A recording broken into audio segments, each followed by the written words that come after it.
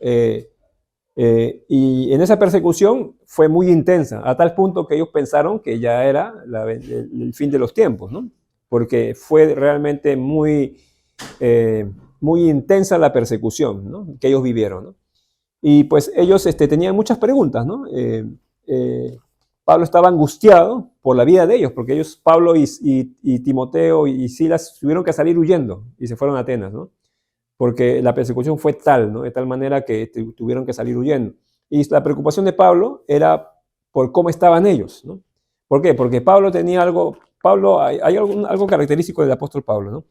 Él tenía una carga muy grande o muy fuerte, o una preocupación muy fuerte por los creyentes, vamos a decir, gentiles, ¿no?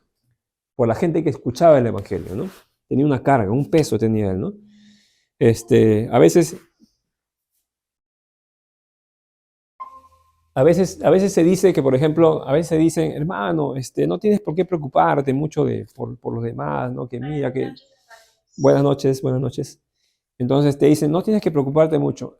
Y no es tan real, en realidad, ese aspecto, porque Pablo era un hombre que vivía todo el tiempo pensando en los creyentes, preocupado por los creyentes, por su situación espiritual, ¿no?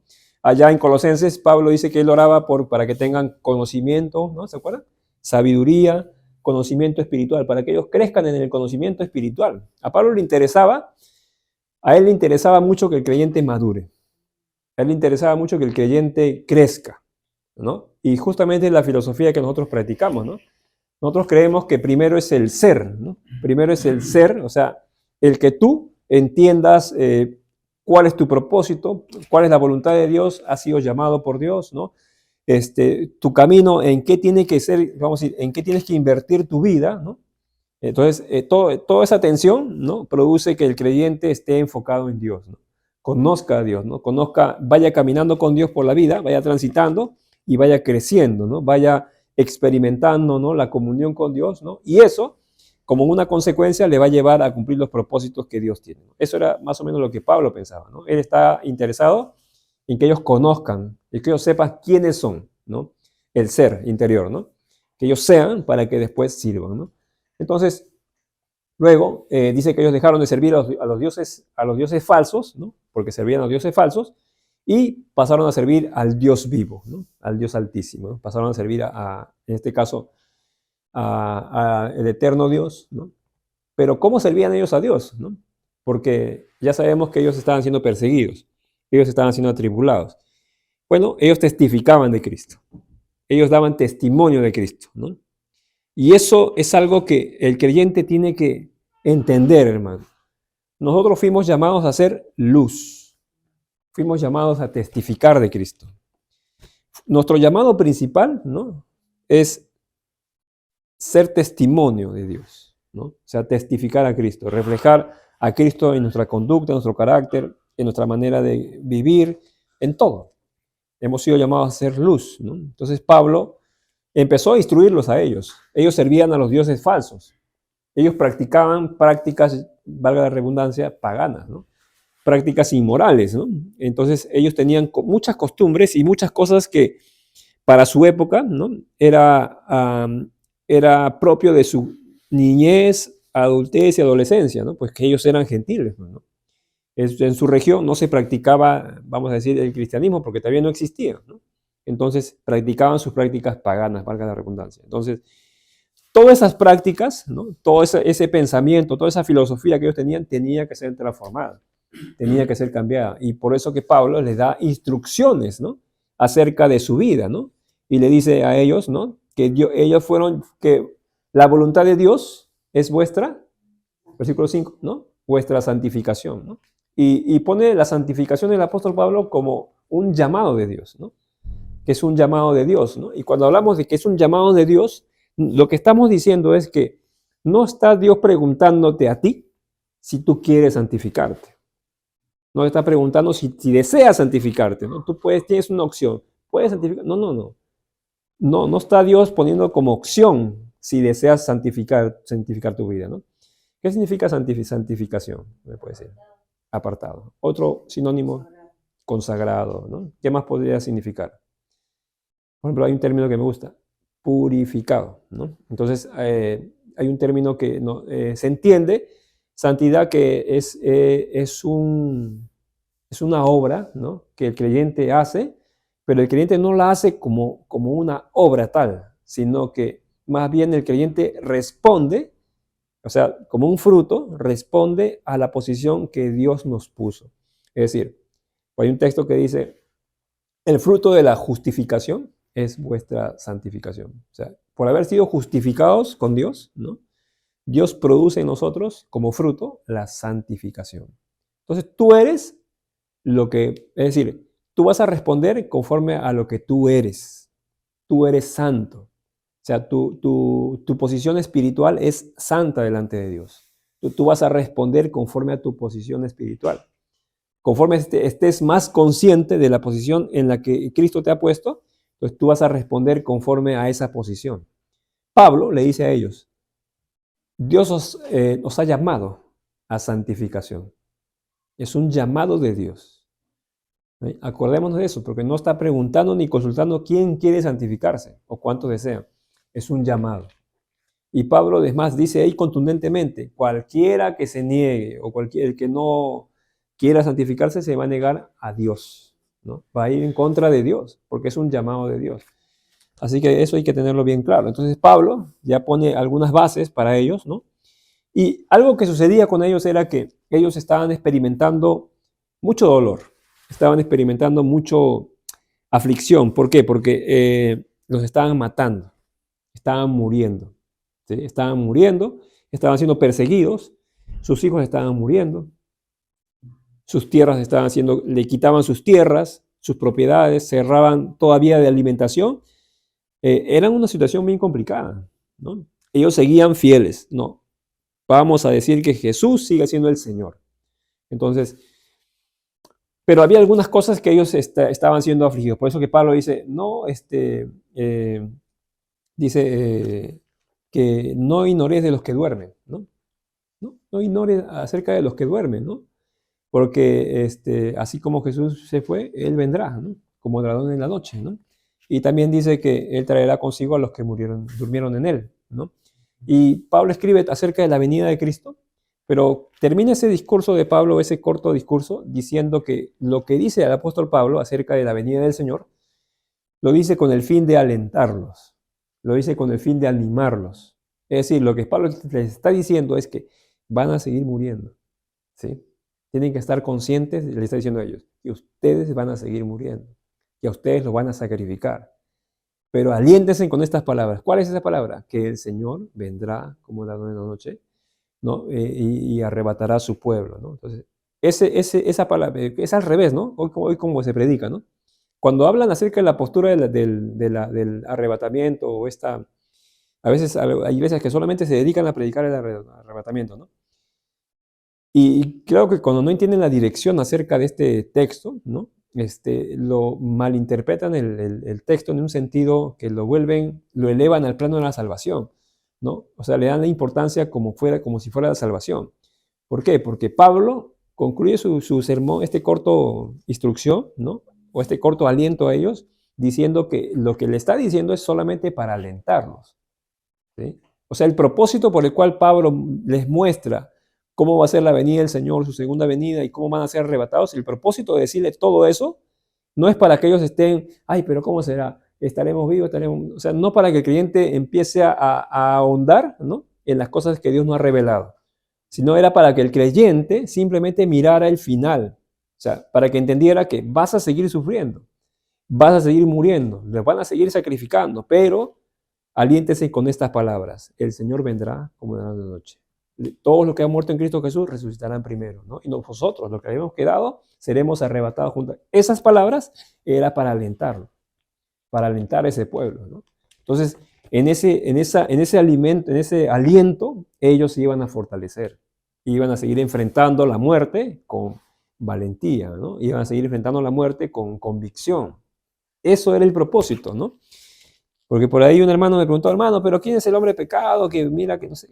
Me sale con cosas, mira, cosas que el apóstol Pablo no los pone como, se puede decir, no les da énfasis. Él estaba dando énfasis ¿a qué? Al aliento por la situación en que estaban pasando, ¿sí? Entonces, eso hay que entenderlo, ¿no? Porque es que ese tema del arrebatamiento es un tema que es, ¿cómo se dice? Tiene un poco de morbo, pues, ¿no? O sea, es para los curiosos, ¿no? Le gusta decir, entrar en curiosidad espiritual. Dice, hermano, pero ¿cuándo será, no? ¿Cuál será su fecha? ¿Cómo será, no? Todos irán, algunos se quedarán, ¿no? Entonces empiezan a curiosear en cosas que la Biblia no revela, que la Biblia no enseña. Entonces Pablo lo enseñó de una manera y así como le enseña, así debemos creerlo. Y debemos el lugar así como Pablo lo da, ¿no? Para ser, vamos a decir, para ser más fieles al mensaje que Pablo está dando, al énfasis que Pablo está dando. Acuérdate que para Pablo su énfasis era que el pueblo mantuviera la fe, que perseverara, que se mantuviera firme, fiel. Ese era su énfasis. No era simplemente irse por los detalles de la teología, ¿no? de la escatología, ni nada de esas cosas.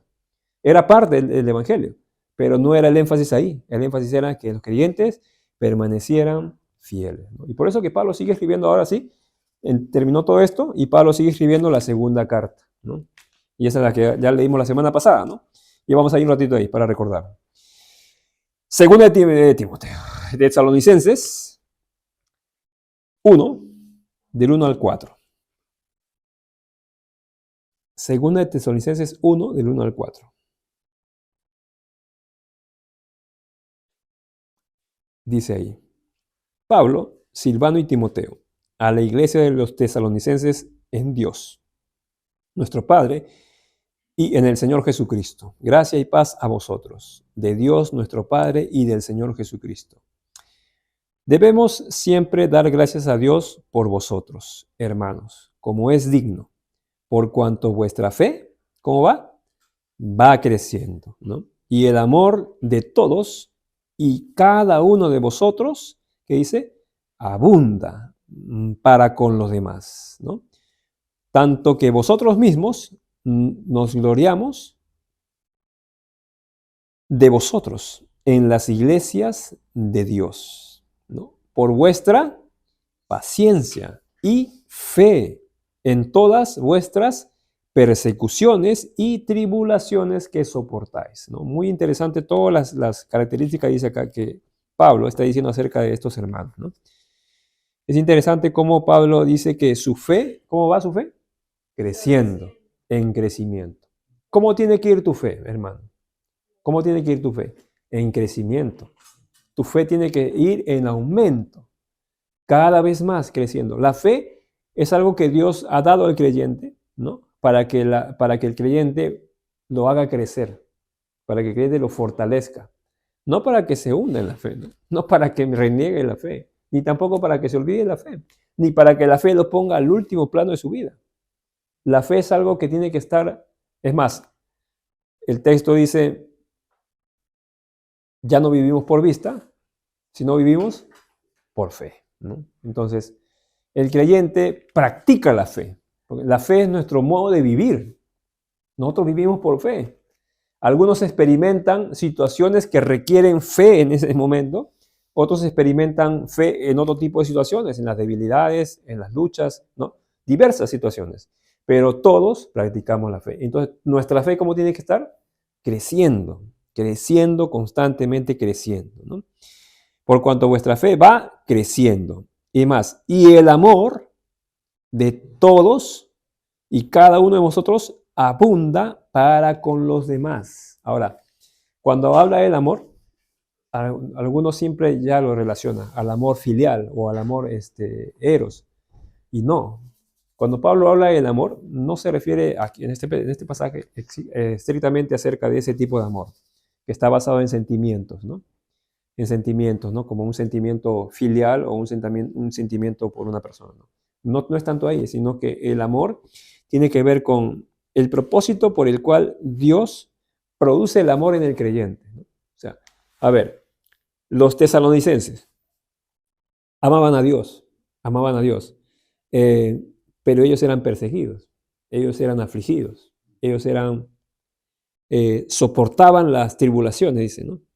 Pero en ellos crecía, ¿qué cosa? Dice, la fe y también el amor para con todos. Es decir, ese amor tiene que ver con la misericordia que ellos tenían, ¿no? Ellos desarrollaban misericordia por la humanidad, misericordia por los perdidos. Pues obviamente los que les perseguían a ellos, muchos eran judíos o muchos eran incluso de su misma ciudad, ¿no? Entonces, el amor dice que para con todos. O sea, se entiende que está hablando de un amor que tiene pasión o compasión por los perdidos, compasión por los demás, compasión por los que se pierden en el pecado, por los que se pierden en la incredulidad, ¿no? Está hablando de ese tipo de amor. Fíjate, tú tienes que crecer ¿en qué? Las cosas que tienes que crecer, en fe, ¿no? Y en compasión por la gente que se pierde. ¿Cómo muestro esa compasión, hermanos, por la gente que se pierde? ¿Cómo lo muestro yo? Predicando el Evangelio, ¿no? Una de las cosas que tú tienes que hacer, ¿no? Es predicar el Evangelio, compartir el mensaje de Cristo, ¿no? Te van a rechazar, te van a insultar, no importa. Es tu labor, es tu responsabilidad como creyente, ¿no? Predicar el Evangelio, ¿no? O sea, anunciar el mensaje de Cristo, esa es tu labor. A través de esa tarea, tú estás mostrando que tú amas a los demás, ¿no? Entonces, a veces nos topamos con muchas personas en el día. Nos topamos ahí, qué sé yo, cualquier situación. Y a veces estamos un poquito, vamos a decir, en nuestras cosas, ¿no? Y nos olvidamos, ¿no? Y no hablamos, ¿no? Cuando más bien deberíamos aprovechar toda oportunidad, ¿no? Como dice en Timoteo, predica a tiempo, ¿no? Y fuera de tiempo, ¿no? Lo que quiere decir es predica en todo tiempo, es lo que se refiere, ¿no? Toda situación usa para que tú prediques, ¿no? Para que tú enseñes, para que tú compartas, ¿no? Entonces, ese amor que está hablando acá, que dice que va creciendo en fe y amor, se refiere a ese tipo de amor. Al amor por los demás, al amor por la misericordia, perdón. Amor al prójimo, se entiende así. Dice, abunda para con los demás, ¿no? Tanto que vosotros mismos, dice, nos gloriamos, o sea, vosotros mismos, Pablo, Silas y Timoteo, ¿no?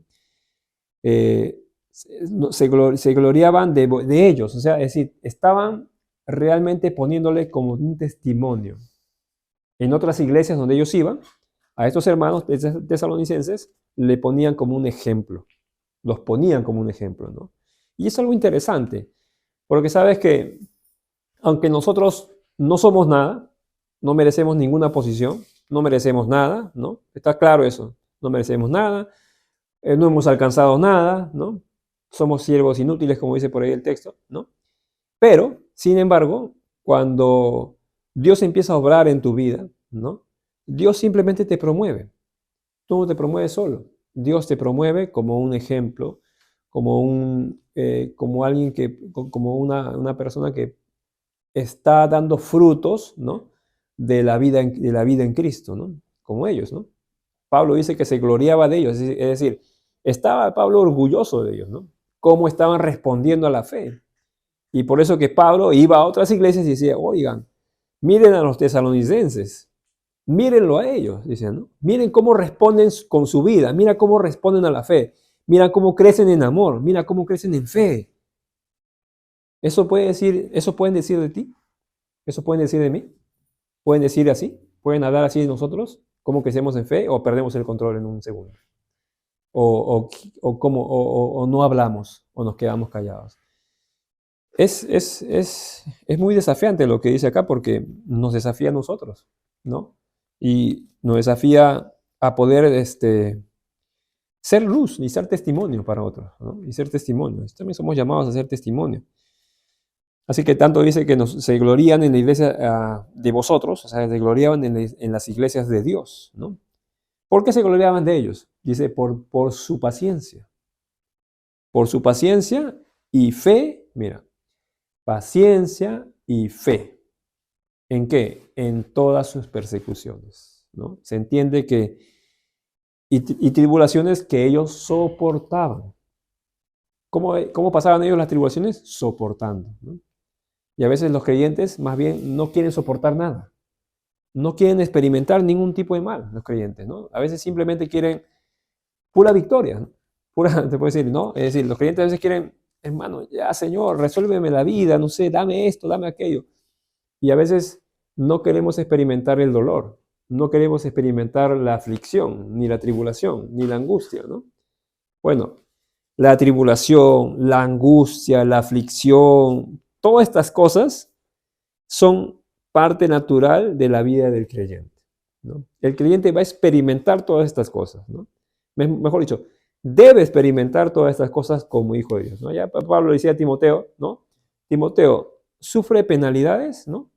Como buen soldado de Jesucristo, ¿no? O sea, el buen soldado de Jesucristo está, vamos a decir, está entendido de que va a sufrir penalidades, de que va a sufrir angustias, persecución, decepción, qué sé yo.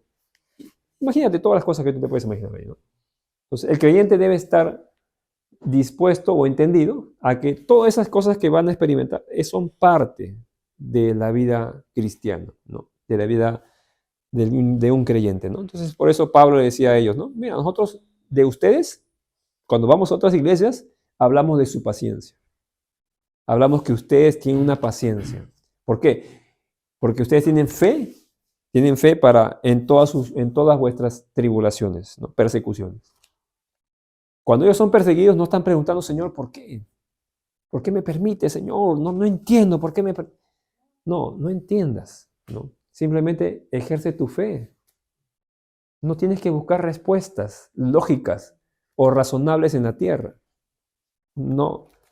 Te vas a, mira, te vas a frustrar la vida buscando respuestas, ¿no? A las cosas cotidianas que tú. Más bien, aprende de ellos, que ellos en esas situaciones ejercían paciencia, ¿no? Daban fruto de fe, de constancia, de firmeza, ¿no? Eso es algo que nosotros debemos aprender, hermano. Debemos aprender a tener esa claridad, ¿no? Tener esa claridad, ¿no? Como creyentes. Entonces Pablo sigue diciendo, seguimos leyendo, versículo 5. Dice, mira, dice, esto es demostración del justo juicio de Dios, para que seáis tenidos, mira qué dice, por dignos del reino de Dios, por el cual asimismo padecéis. ¿Sabes qué significa esto? Lo que está diciendo que todo aquel creyente, ¿no? Todo aquel hijo de Dios, ¿no? Para que sea tenido, o sea, para que tú seas digno del reino de Dios, tienes que padecer. Tienes que estar entendido que vamos a padecer situaciones, ¿sí? Ahora, obviamente que no todos padecen las mismas cosas, ¿sí? No todos vamos a padecer las mismas situaciones, no todos. Algunos padecerán enfermedad, otros padecerán debilidad, otros luchas personales, qué sé yo. Son diversas cosas que un creyente va a experimentar, pero todos van a padecer, eso sí, todos. Es más, para ser tenidos como dignos en el reino de Dios, ¿no? Es parte, eso, el padecimiento o la aflicción o la decepción o llámalo como tú quieras llamarlo, ¿no? Por la vez pasada, una hermanita me escribe, un domingo, hermano, me escribe. Me dice, hermano, estoy mal, me dice, estoy mal. ¿Qué pasa, hermano? Le digo, estoy decepcionada, me dice, de los hermanos. ¿Por qué, hermano? Le digo, no, que me han bajado el volumen, no sé qué me decía, que era una hermana que canta, ¿no? Entonces me decía, me han bajado el volumen, no quieren que cante, o si no quieren que cante, entonces que me digan, que se puso así, ¿no? Ese plan, ¿no? Y digo, habla, ya sigue hablando, hermano, está hablando, no, otra, está hablando, de la perla, otra, hermano, hable y hable, ¿no? Se pasó ya hablando, sacando todo, ¿no? Mira, que, pero si no quieren que yo haga eso. Ya, entonces, como no tenía tiempo, la verdad, porque yo paro así muchas cosas, entonces le dije, ya, después lo voy a escribir, dije. Al final me acordé como a las 11 de la noche, cuando llegué a la casa, y entonces, y me acordé, le voy a responder a la hermana, ¿no? Para que no se quede así. Y le respondí, ¿no? Y mira, le digo, hermana, nosotros como creyentes, ¿sabes a qué hemos sido llamados? Hemos sido llamados a servirle a Él, ¿sí? A servir a Dios. Nuestro llamado, según Mateo 28-29, ¿no? Es ir y hacer discípulos, ¿no? A todas las naciones. Es decir, el creyente tiene que ser discipulado para discipular a otros, ¿no? Esa es nuestra tarea, ¿no? Somos discipulados, enseñándole todas las cosas que yo os he enseñado, decía Jesús, ¿no? Enseñando a que guarden todas las cosas que yo os he enseñado, ¿no? Claro, el creyente recibe primero el discipulado y después enseña a otro. Esa es nuestra tarea. No hay otra tarea mayor que esa y privilegiada que esa.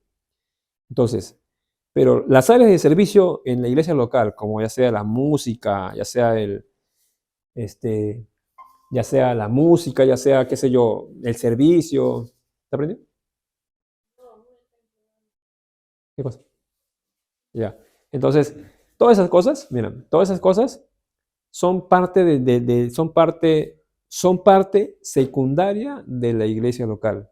Pero el llamado primario, vamos a decir, es ser llamados a ser perfeccionados en Cristo Jesús, ¿no? Que Dios nos lleve a la madurez, ¿no? Para discipular también a otros. Es nuestro llamado primario, principal. Yo le digo a la hermanita, por si acaso, ese es su llamado, le digo. Eso es lo que usted debe preocuparse y afligirse y en eso, le digo. Todo lo demás, ¿no? Que el hermano me bajó el dolor, que no sé qué cosa, que todo lo demás es secundario, le digo. Todo lo demás es secundario.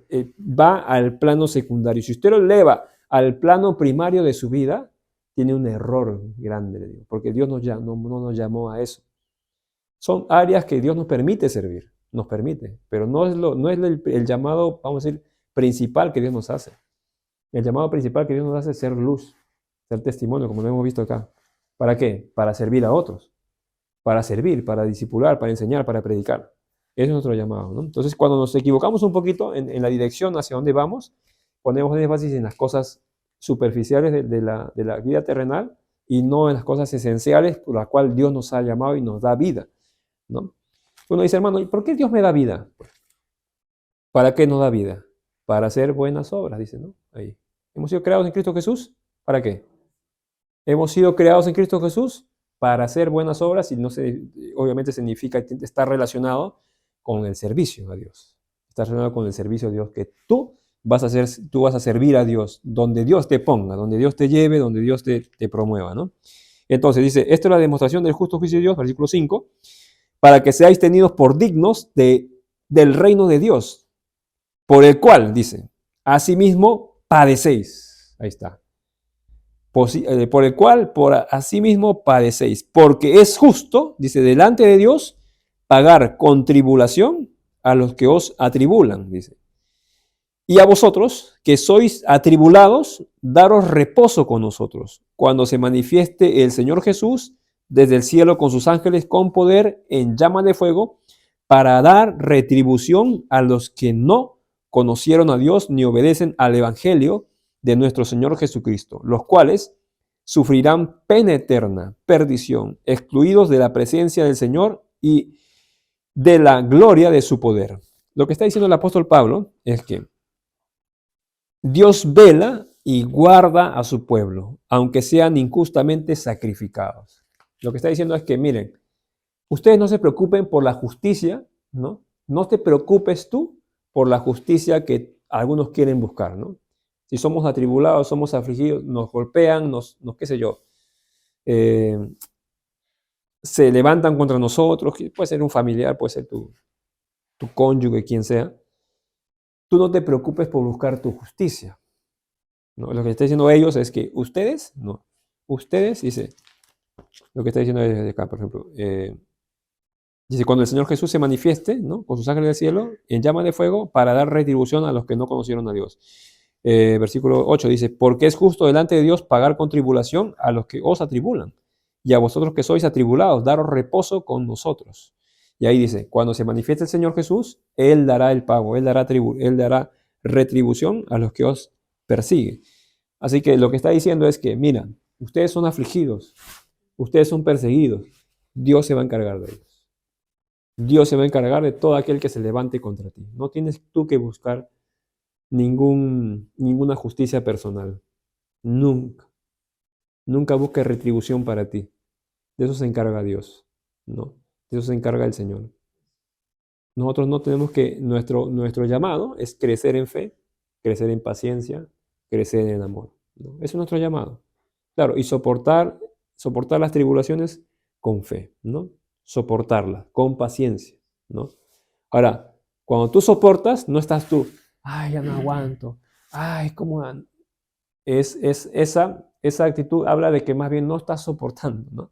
Más bien que tú estás a punto del colapso, ¿no? Eso está hablando, ¿no? Que estás a punto de colapsar, ¿no? No. Dios no quiere que colapsemos, Dios quiere que entendamos, ¿no? ¿Cuál es la posición que nosotros debemos tener como creyentes?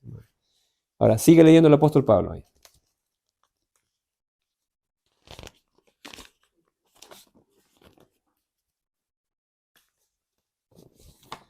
Dice, versículo 10, cuando terminamos.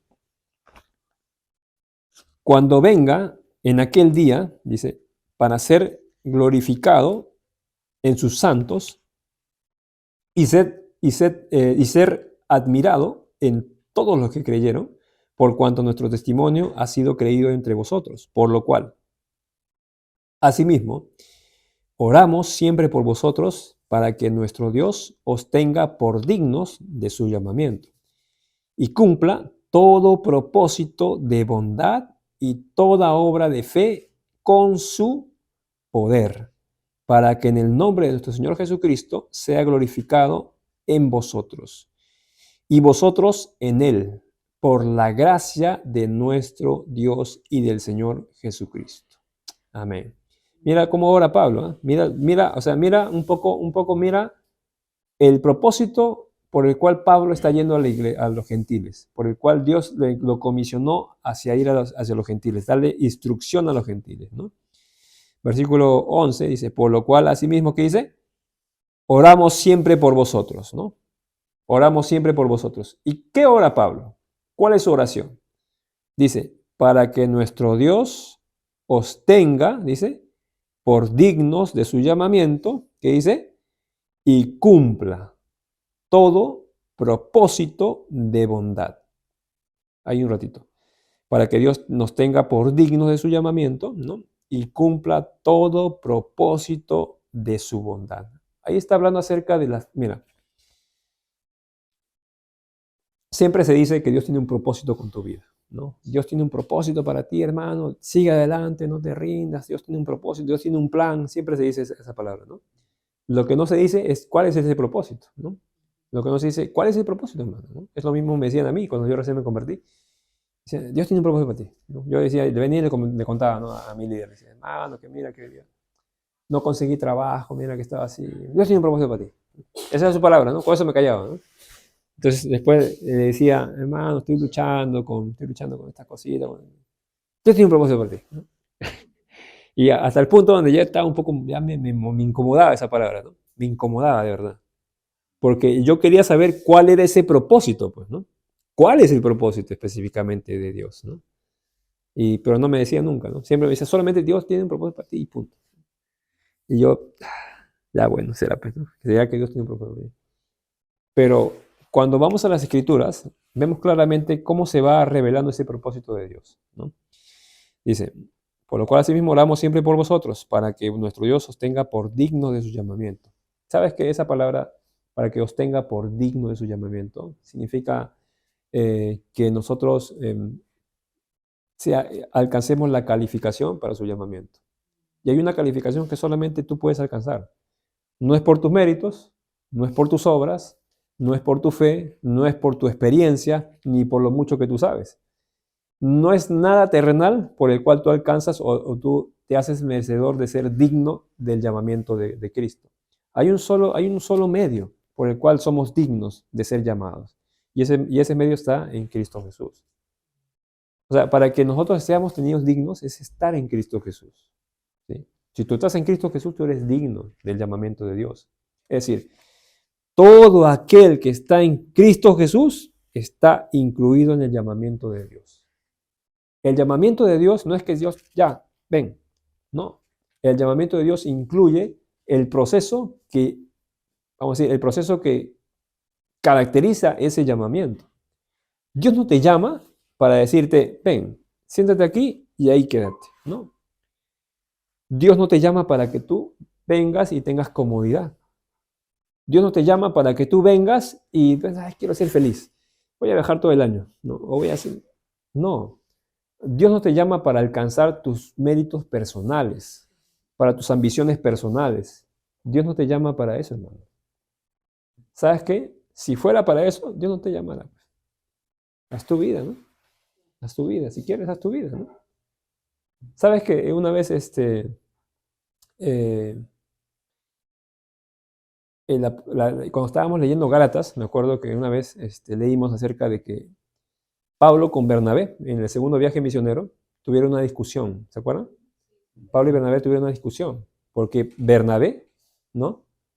Bernabé quería llevar a Juan Marcos con él, ¿no? Juan Marcos era el sobrino de Bernabé. Y Pablo dijo, no, no. ¿Por qué no? Porque este joven Bernabé, en el primer viaje misionero, él los abandonó. Así dice el texto, ¿no? Los dejó, ¿no? Es decir, ellos estaban yéndose al viaje misionero y Marcos, Juan Marcos, los abandonó, los dejó. O sea, se fue. A medio camino del viaje misionero los dejó. Las razones no lo dice exactamente, solamente dice que los abandonó. Entonces, una vez un profesor me enseñó que, claro, no es bíblico, pero es un posible suceso, un posible hecho que haya sucedido esto, era que cuando Pablo y Bernabé estaban ingresando hacia una región llamada la Sierra del Tauro, que era una región un poco accidentada, ¿no? Y que era algo peligroso, ¿no? Entonces, el joven Juan Marcos probablemente al mirar, vamos a decir, oye, yo voy a ir por ahí, también que tú seas Pablo, tú seas, no, no, no. Posiblemente sea uno de las cosas por las cuales él simplemente desistió, ¿no? Pero eso simplemente vamos a decir, daba a entender que este joven Juan Marcos no estaba todavía del todo, ¿no? Preparado, ¿no? Para disponer ese llamamiento, ¿no? Entonces, en el segundo viaje misionero, Pablo y Bernabé empiezan a discutir, porque Bernabé quería llevar de todas maneras a Juan Marcos, ¿no? Y Pablo dice, no, no, no. Entonces, dice que la discusión, la verdad que fue una gran discusión, ¿no? Y la discusión fue tanto que ellos se dividieron, se separaron, se separaron. Y Bernabé, aún con todo, tomó a Juan Marcos y igual se los llevó al viaje misionero, ¿no? Pero Pablo dice que tomó a Silas, ¿no?